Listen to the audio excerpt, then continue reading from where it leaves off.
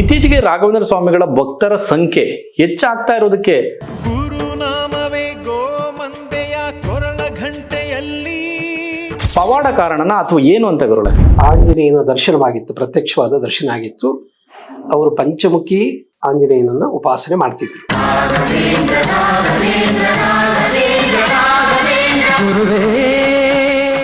ಎಲ್ಲಿ ರಾಯರು ಅಲ್ಲಿ ಹನುಮ ಇರ್ತಾನೆ, ಎಲ್ಲಿ ಹನುಮ ಇರ್ತಾನೋ ಅಲ್ಲಿ ರಾಯರು ಇರ್ತಾರೆ.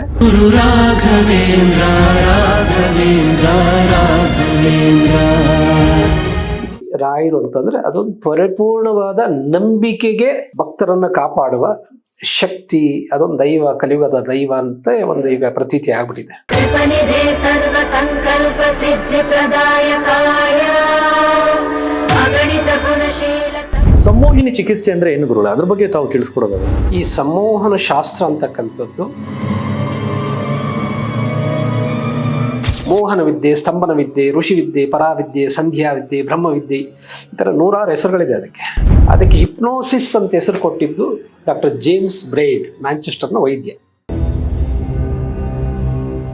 ನಮ್ಮ ದೇಶದಲ್ಲಿ ಆ ಕಾಲದಲ್ಲಿ ವಶೀಕರಣ ಅಂತ ಕರೀತಾ ಇದ್ರು. ಅಂದ್ರೆ ಅದು ಸುಳ್ಳು ಅಂತ ತಾವು ಹೇಳ್ತೀರಾ ಗುರು?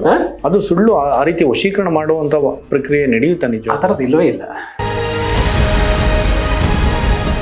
ಸ್ನೇಹಿತರೆ, ಈ ಸಂಜೆ ನ್ಯೂಸ್ನ ಇವತ್ತಿನ ವಿಶೇಷ ಕಾರ್ಯಕ್ರಮಕ್ಕೆ ಸ್ವಾಗತ. ನಾನು ಭಾಸ್ಕರ್ ತೋಟಗೆರೆ. ನಮ್ಮ ಇವತ್ತಿನ ಈ ಒಂದು ಕಾರ್ಯಕ್ರಮದಲ್ಲಿ ವಿಶೇಷವಾದಂತ ಅತಿಥಿಗಳು ಗುರುಜಿಯವರು ಇರುವಂತದ್ದು ಅಂತಾರಾಷ್ಟ್ರೀಯ ಖ್ಯಾತಿಯ ಪುನರ್ಜನ್ಮ ತಜ್ಞರು, ಸಂಮೋಹಿನಿ ತಜ್ಞರು ಮತ್ತು ಆಧ್ಯಾತ್ಮಿಕ ಚಿಂತಕರಾದಂತ ಡಾಕ್ಟರ್ ಶ್ರೀ ರಾಮಚಂದ್ರ ಗುರೂಜಿಯವರು ನಮ್ಮೊಂದಿಗೆ ಇವತ್ತಿನ ಕಾರ್ಯಕ್ರಮದಲ್ಲಿದ್ದಾರೆ. ಗುರೂಜಿಯವರನ್ನ ಕಾರ್ಯಕ್ರಮಕ್ಕೆ ಬರ್ಮಾಡ್ಕೊಳ್ಳೋಣ. ತದನಂತರ ಸಾಕಷ್ಟು ವಿಚಾರದ ಕುರಿತು ಮಾತನಾಡ್ತಾ ಹೋಗೋಣ. ಗುರುಗಳೇ, ತಮಗೆ ಕಾರ್ಯಕ್ರಮಕ್ಕೆ ಸ್ವಾಗತ. ನಮಸ್ತೆ. ಗುರುಗಳೇ, ಇತ್ತೀಚೆಗೆ ರಾಘವೇಂದ್ರ, ನಾನು ಕೂಡ ರಾಯರ ಭಕ್ತ ಅಂತ ಹೇಳ್ಕೊಳ್ಳೋದಕ್ಕೆ ಹೆಮ್ಮೆ ಅನ್ಸುತ್ತೆ ಗುರುಗಳೇ. ಇತ್ತೀಚೆಗೆ ರಾಘವೇಂದ್ರ ಸ್ವಾಮಿಗಳ ಭಕ್ತರ ಸಂಖ್ಯೆ ಹೆಚ್ಚಾಗ್ತಾ ಇರೋದಕ್ಕೆ ಪವಾಡ ಕಾರಣನ ಅಥವಾ ಏನು ಅಂತ ಗುರುಗಳೇ ತಾವು ವಿಶ್ಲೇಷಣೆ ಮಾಡೋದಾದ್ರೆ? ಜಗತ್ತು ಕಂಡಂತ ಅತಿ ಶ್ರೇಷ್ಠ ಸಂತರಲ್ಲಿ ರಾಯರು ಬರ್ತಾರೆ. ಮೇಲಾಗಿ ಅವರಿಗೆ ಆಂಜನೇಯನ ದರ್ಶನವಾಗಿತ್ತು, ಪ್ರತ್ಯಕ್ಷವಾದ ದರ್ಶನ ಆಗಿತ್ತು. ಅವರು ಪಂಚಮುಖಿ ಆಂಜನೇಯನನ್ನ ಉಪಾಸನೆ ಮಾಡ್ತಿದ್ರು. ಮೂಲರಾಮ ಮತ್ತು ಪಂಚಮುಖಿ ಆಂಜನೇಯನ ಉಪಾಸಕರಾಗಿದ್ದರು. ಆಂಜನೇಯನ ದರ್ಶನ ಯಾರ್ಯಾರಿಗಾಗ್ತದೋ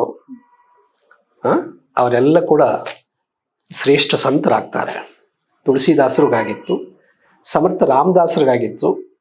ಅವರು ಶಿವಾಜಿಯ ಗುರುಗಳಾಗಿದ್ದರು, ಸಮರ್ಥ ರಾಮದಾಸರು. ಹಾಗೆ ರಾಯರು ಅಂತಂದರೆ ಅದು ಈ ಕರ್ನಾಟಕದ ಒಂದು ಲ್ಯಾಂಡ್ ಮಾರ್ಕ್ ಇದ್ದಾಗೆ. ಸೊ ಅವರ ಭಕ್ತರು ಅಪಾರ ಸಂಖ್ಯೆಯಲ್ಲಿದ್ದಾರೆ. ಮತ್ತು ಇತ್ತೀಚೆಗೆ ಜಾಸ್ತಿ ಆಗ್ತಾ ಇದೆ ಅಂತ ಏನು ಕಾರಣ ಅಂತಂದರೆ, ನಂಬಿ ಕೆಟ್ಟವರಿಲ್ಲ ಅನ್ನೋ ಒಂದು ಮಾತಿದೆ. ನಂಬದೇ ಕೆಟ್ಟ ಹಿರಣ್ಯಕಶಿಪು, ನಂಬಿ ಉದ್ಧಾರ ಆದ ಪ್ರಹ್ಲಾದ. ನಂಬಿದವರಿಗೆ ಕಲ್ಲಲ್ಲಿಯೂ ದೇವರು, ನಂಬದವನಿಗೆ ಎಲ್ಲಿಹನು ದೇವರು, ಹೀಗೊಂದು ಮಾತಿದೆ.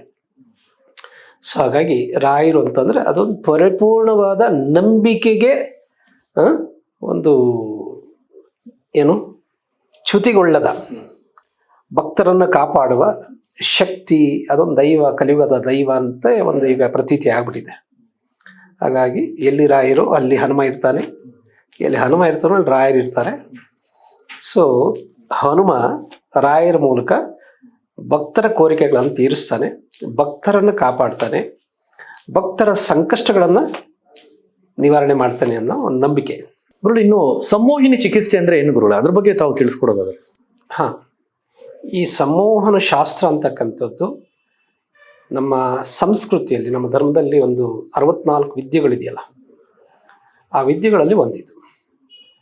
ಖಗೋಳಶಾಸ್ತ್ರ, ಭೂಗೋಳಶಾಸ್ತ್ರ, ಮೀಮಾಂಸಾ ಶಾಸ್ತ್ರ, ಈ ಥರ ಶಾಸ್ತ್ರ ಅಂತ ಎಂಡಾಗ್ತಕ್ಕಂಥ 64 ಶಾಸ್ತ್ರಗಳಲ್ಲಿ ಸಂಮೋಹನ ಶಾಸ್ತ್ರವು ಕೂಡ ಒಂದು. ಸಂಮೋಹನಾಸ್ತ್ರ ಅಂತ ಮಹಾಭಾರತದಲ್ಲಿ ಬರ್ತದೆ. ಅರ್ಜುನ ಪ್ರಯೋಗ ಮಾಡಿದ್ದ ಆ ಸಂಮೋಹನಾಸ್ತ್ರಕ್ಕೆ ಸೈನಿಕರೆಲ್ಲ ಹಾಗೆ ಮಾಯಾನಿದ್ರೆಗೆ ಹೋಗ್ತಾ ಇದ್ರು. ಅವನು ಯಾರು ಕಿರೀಟಗಳನ್ನು ಸಂಗ್ರಹ ಮಾಡ್ಕೊಂಡು ಬಂದನಲ್ಲ ಉತ್ತರ, ಸೊ ಅದಕ್ಕೆ ಪ್ರಯೋಗ ಆಗಿದ್ದು ಕೂಡ ಸಂಮೋಹನ ಶಾಸ್ತ್ರ. ಸಂಮೋಹನಾಸ್ತ್ರ ಅಥವಾ ಸಂಮೋಹನ ಶಾಸ್ತ್ರವನ್ನ ಬಳಸಿದ ಫಸ್ಟು ಅಗಸ್ತ್ಯರು. ಸಗರ ಚಕ್ರವರ್ತಿಯ 64,000 ಮಕ್ಕಳು ಈ ಅಗಸ್ತ್ಯರ ಮೇಲೆ ದಾಳಿ ಮಾಡ್ತಾರೆ. ಇವರೊಬ್ಬರೇ ಇರ್ತಾರೆ, ಅದು ಕೂಡ ಶಸ್ತ್ರ ಇರೋದಿಲ್ಲ ಅವ್ರ ಹತ್ರ. ಹಾಗಾಗಿ ಅವರೊಂದು ಕಮಂಡಲದಲ್ಲಿ ತೀರ್ಥ ತಗೊಂಡು ಹೀಗೆ ಅದನ್ನು ಮಂತ್ರಿಸ್ತಾ ನೀವೆಲ್ಲ ಸ್ತಂಭೀಭೂತರಾಗಬೇಕು ಅಂದಾಗ ಅವರು ಸ್ತಂಭನಕ್ಕೊಳಗಾದರು. ಸ್ತಂಭನ ವಿದ್ಯೆ ಅಂತಾರೆ ಅದಕ್ಕೆ. ಮೋಹನ ವಿದ್ಯೆ, ಸ್ತಂಭನ ವಿದ್ಯೆ, ಋಷಿ ವಿದ್ಯೆ, ಪರಾವಿದ್ಯೆ, ಸಂಧ್ಯಾ ವಿದ್ಯೆ, ಬ್ರಹ್ಮವಿದ್ಯೆ, ಈ ಥರ 106 ಹೆಸರುಗಳಿದೆ ಅದಕ್ಕೆ. ಅದಕ್ಕೆ ಹಿಪ್ನೋಸಿಸ್ ಅಂತ ಹೆಸರು ಕೊಟ್ಟಿದ್ದು ಡಾಕ್ಟರ್ ಜೇಮ್ಸ್ ಬ್ರೈಡ್, ಮ್ಯಾಂಚೆಸ್ಟರ್ನ ವೈದ್ಯ. ಅದಕ್ಕೂ ಮುಂಚೆ ಅದನ್ನು ಮೆಸ್ಮರಿಸಮ್ ಅಂತ ಕರೀತಾ ಇದ್ರು. ನಮ್ಮ ದೇಶದಲ್ಲಿ ಆ ಕಾಲದಲ್ಲಿ ವಶೀಕರಣ ಅಂತ ಕರೀತಾ ಇದ್ರು.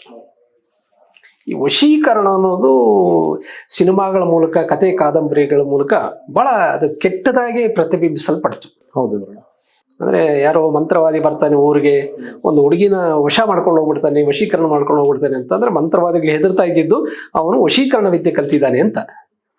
ಇವತ್ತು ಕೂಡ ನಾವು 21ನೇ ಸೆಂಚುರಿಯಲ್ಲಿದ್ದೀವಿ. ನೀವು ಬೆಂಗಳೂರಲ್ಲಿ ಗಲ್ಲಿಗೆ ಹೋದ್ರು ಕೂಡ ನಿಮಗೆ ಇಲ್ಲಿ ವಶೀಕರಣ ವಿದ್ಯೆ ಮಾಡಲಾಗೋದು. ನೋಡಿದ್ರೆ ಬೋರ್ಡು, ಸ್ತ್ರೀ ವಶ್ಯ, ರಾಜವಶ್ಯ, ಧನವಶ್ಯ, ಅಧಿಕಾರ ವಶ್ಯ ಅಂತ ಬೋರ್ಡ್ ಹಾಕೊಂಡಿರೋರು ಇರ್ತಾರೆ. ಅವರಿಗೆ ಧನವಶ್ಯ ಮಾಡ್ಕೊಳ್ಳೋದು ಗೊತ್ತಿದ್ದಿದ್ರೆ ಪ್ರಾಕ್ಟೀಸ್ ಮಾಡ್ತಾರೆ ಅನ್ನೋದು. ಅಂದ್ರೆ ಸುಳ್ಳು ಅಂತ ತಾವು ಹೇಳ್ತೀರ ಗುರು, ಅದು ಸುಳ್ಳು. ಆ ರೀತಿ ವಶೀಕರಣ ಮಾಡುವಂತ ಪ್ರಕ್ರಿಯೆ ನಡೆಯುತ್ತಾ ನಿಜ? ಆ ಥರದ್ದು ಇಲ್ಲವೇ ಇಲ್ಲ, ಆ ಥರದ್ದು ಇಲ್ಲವೇ ಇಲ್ಲ. ಅಲ್ಲ, ಅವರಿಗೆ ಆ ವಶೀಕರಣ ಯಾಕೆ ಮಾಡಿಕೊಡ್ತಾರೆ ಅಂದ್ರೆ ನೀವು ಅವ್ರಿಗೆ ಕಾಸು ಕೊಡ್ಬೇಕು. ಆ ಕಾಸಲ್ಲಿ ವಶೀಕರಣ ಮಾಡ್ಕೊಬಿಟ್ರೆ ಕಾಸಿಗಾಗಿ ಯಾಕೆ ಮಾಡಬೇಕು ಅಂತಕ್ಕಂಥದ್ದು ಪ್ರಶ್ನೆ ಬರ್ತದೆ ಅಲ್ವಾ? ಹಾಗಾಗಿ ಉದರ ನಿಮಿತ್ತಂ ಬಹುಕೃತ ವೇಷಂ ಅಂತ ಈ ವಿದ್ಯೆಗಳ ಹೆಸರಲ್ಲಿ ಬಹಳಷ್ಟು ಶೋಷಣೆ ಆಗ್ತದೆ.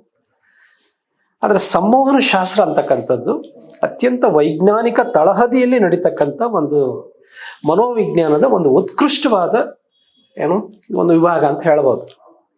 ಡಾಕ್ಟರ್ ಆಂಟನ್ ಮೆಸ್ಮರ್, ವಿಯೆನ್ನಾ ದೇಶದವನು, ಅವನು ಫ್ರಾನ್ಸಲ್ಲಿ ಈ ಪ್ರಯೋಗಗಳನ್ನು ಮಾಡಿ ರಾಜಮನ್ನಣೆ ಪಡೆದಿದ್ದ. ಅಂದರೆ ರಾಜ ಪರಿವಾರದಲ್ಲಿ ಯಾರಿಗಾದರೂ ಕಾಯಿಲೆ ವಾಸಿ ಆಗಲಿಲ್ಲ ಅಂದರೆ ಇವನು ಬಂದು ವಾಸಿ ಮಾಡ್ತಾ ಇದ್ದ.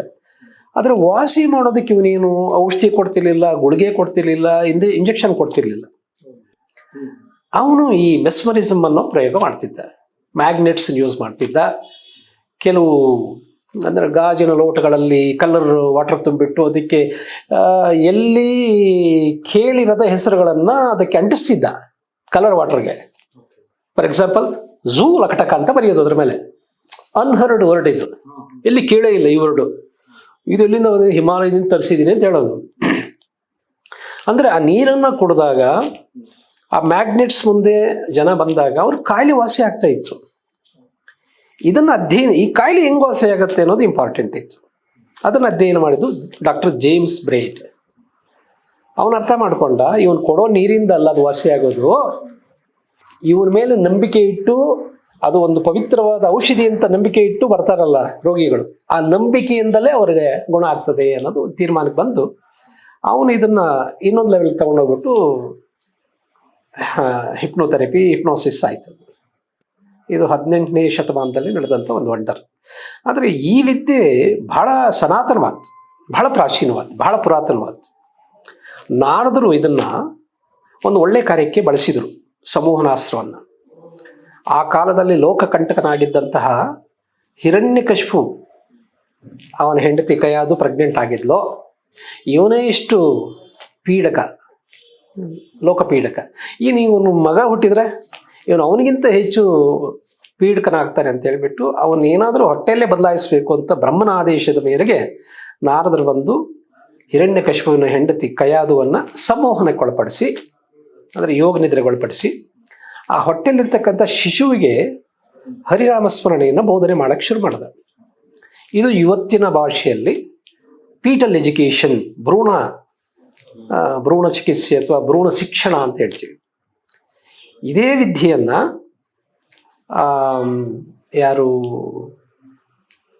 ಚಕ್ರವ್ಯೂಹವನ್ನು ಭೇದಿಸಲಾಗದೆ ಸತ್ತಿದ್ದು ಅಭಿಮನ್ಯು, ಅವನು ಹುಟ್ಟಿದ ಮೇಲೆ ಬೋಧಿಸಿದ್ದ, ಅವನು ಹೊಟ್ಟೆಲಿದ್ದಾಗ ಬೋಧಿಸಿದ್ದ. ಕೃಷ್ಣ ಕತೆ ಹೇಳ್ತಾ ಹೋಗ್ತಾನೆ.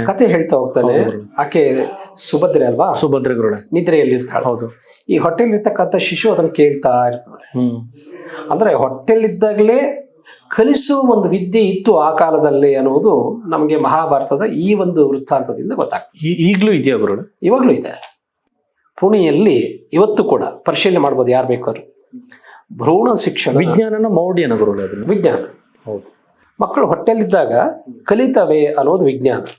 ಭ್ರೂಣ ಶಿಕ್ಷಣ, ಫೀಟಲ್ ಎಜುಕೇಷನ್ ಅನ್ನೋದು ಇನ್ಸ್ಟಿಟ್ಯೂಷನ್ಸ್ ಇದೆ ಪುಣೆಯಲ್ಲಿ, ಯಾರಾದರೂ ಗೂಗಲ್ ಮಾಡಿದ್ರೆ ಸಿಗತ್ತೆ.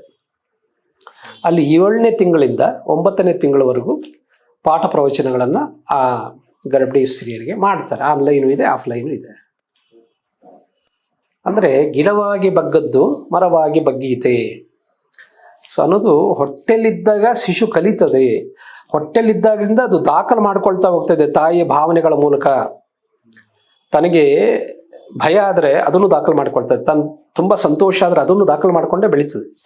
ಅದಕ್ಕೆ ಎಷ್ಟೋ ಸಾರಿ ನಾನು ಸಂಮೋಹನ ಶಾಸ್ತ್ರವನ್ನು ಕೆಲವ್ರ ಮೇಲೆ ಅಪ್ಲೈ ಮಾಡಿದಾಗ ಅವರಿಗೆ ಚೈಲ್ಡ್ ಟ್ರೋಮಾಸ್ ಇರೋದು ನಮ್ಗೆ ಗೊತ್ತಾಗ್ತದೆ. ಅಂದರೆ ಅವನ ಸಮಸ್ಯೆ ಅವನು ಬಂದಿದ್ದ ದಿನದಲ್ಲಿ ಇಲ್ಲ, ಅದು ಅವನು ಗರ್ಭಾವಸ್ಥೆಯಲ್ಲಿ ಕೂಡ ಅದು ದಾಖಲಾಗಿರ್ತದೆ. ಆ ಥರದ ಒಂದು ನಾನು ಮಾಡಿದ್ದೇನೆ. ಒಬ್ಬ ಖ್ಯಾತ ನಟಿಗೆ, ಆಕೆ ಫ್ಲೈಟ್ ಫೋಬಿಯಾ ಇತ್ತು, ಅದನ್ನು ಏರೋಫೋಬಿಯಾ ಅಂತಾರೆ. ಆ ಫೋಬಿಯಾನ ಆಕೆಗೆ ರಿಗ್ರೆಸ್ ಮಾಡಿದಾಗ, ಅಂದರೆ ವಯೋಮಾನ ಇಂಚಲನೆ ಅಂತ ನಾವು ಹೇಳ್ತೀವಿ, ಏಜ್ ರಿಗ್ರೆಷನ್ ಮಾಡಿದಾಗ ಕಾರಣವನ್ನು ಪತ್ತೆ ಮಾಡ್ಕೊಳ್ತಾ ರೂಟ್ ಕಾಸ್ ಪತ್ತೆ ಮಾಡಲಿಕ್ಕೆ ಮಾಡ್ತೀವಿ ನಾವು. ಅಲ್ಲಿ ಆಕೆ ಹೊಟ್ಟೆ ಅವಸ್ಥೆಗೆ ಹೋದಾಗ ನೆನಪುಗಳು, ಆಕೆ ಜ್ವರ ಕಿರ್ಚಲಿಕ್ಕೆ ಶುರುವಾಯಿತು. ಯಾಕೆ ಕಿರಿಸ್ತಾ ಇದೆಯಾ ಅಂತ ಕೇಳಿದ್ರೆ, ಕರ್ಕಶವಾದ ಶಬ್ದ ಬರ್ತಾ ಇದೆ, ನನಗೆ ಸಹಿಸಕ್ಕಾಗ್ತಾ ಇಲ್ಲ ಆ ಶಬ್ದ. ಅಂದರೆ ಅದು ದಾಖಲಾಗಿದ್ದು ಅವ್ರ ಮನೆ HAL ಏರ್ಪೋರ್ಟ್ ಹತ್ರ ಇತ್ತು.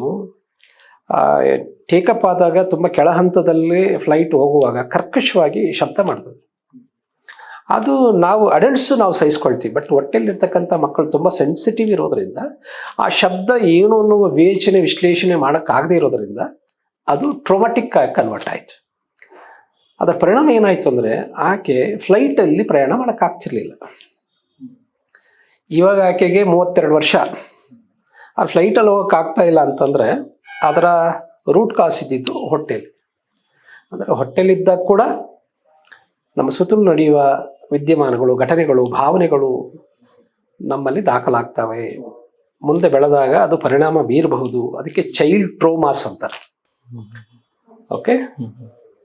ಸೊ ಅದೇ ಮಕ್ಕಳಾಗಿದ್ದಾಗ ಈಗ ಶಾಲೆಯಲ್ಲಿ ಏನಾದರೂ ಹೆದರ್ಸಿದ್ರೆ, ನೀನು ಬಿಕ್ಕಲ, ನಿನಗೆ ಸರಿಯಾಗಿ ಹಾಡೋದು ಬರೋದಿಲ್ಲ ಅಂತ 1-2 ಸಾರಿ ಅವ್ರು ಹೆದರಿಸ್ಬಿಟ್ರೆ ಅವನಿಗೆ ಸ್ಟ್ಯಾಮರಿಂಗ್ ಬರ್ಬೋದು. ಅವನಿಗೆ ಚೆನ್ನಾಗಿ ಹಾಡಕ್ಕೆ ಗೊತ್ತಿದ್ರು ಕೂಡ ಅದನ್ನು ಹಾಡೋಕ್ಕಾಗದೆ ಅವನು ತೊದಲ್ಬೋದು. ಈ ತೊದಲುವಿಕೆ ಎನ್ನುವುದು ಯಾವುದೇ ವೈರಸ್ಸು ಬ್ಯಾಕ್ಟೀರಿಯಿಂದ ಬರೋದಲ್ಲ, ಅದೊಂದು ಮೆಂಟಲ್ ಪ್ರಾಬ್ಲಮ್, ಅದು ಸೈಕಲಾಜಿಕಲ್ ಇಶ್ಯೂ. ಸೊ ಈ ಥರ ನೂರಾರು ಸಮಸ್ಯೆಗಳನ್ನು ನಾವು ಈ ಸಂವಹನ ಚಿಕಿತ್ಸೆಯಿಂದ ನಾವು ಕ್ಯೂರ್ ಮಾಡ್ಬೋದು.